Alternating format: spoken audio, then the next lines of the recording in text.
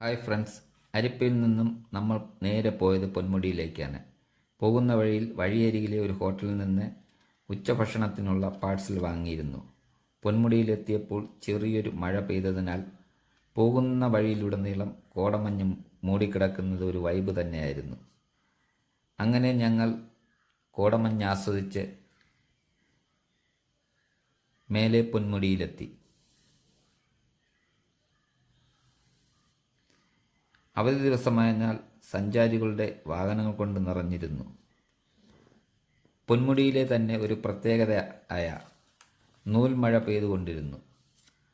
നൂൽമഴ ആസ്വദിച്ച് അവസാനം മഴ കനത്തപ്പോൾ അവിടുത്തെ വിശ്രമ കേന്ദ്രത്തിൽ കയറി. ഈ തണുപ്പിൽ അവിടുത്തെ ഷോപ്പിൽ നിന്ന് ഓരോ ഐസ്ക്രീം വാങ്ങി കഴിച്ചത് മറക്കാനാവാത്ത അനുഭവം തന്നെ. ഉച്ചഭക്ഷണം കഴിച്ച് പൊന്മുടിയിലെ ഒരു കിടിലൻ സ്പോട്ടായ ആ കുട പിടിച്ച് നിൽക്കുന്ന മരച്ചുവട്ടിൽ പോയി കുറേ ഫോട്ടോകളും വീഡിയോകളും എടുത്തു. അകലെ നിന്ന് കോടമഞ്ഞ് മലനിരകളിൽ ഉയർന്നു വരുന്ന ദൃശ്യം എന്ത് മനോഹരം! അങ്ങനെ 2 ദിവസം നീണ്ടുനിന്ന നമ്മുടെ യാത്ര ഇവിടെ അവസാനിപ്പിക്കുന്നു.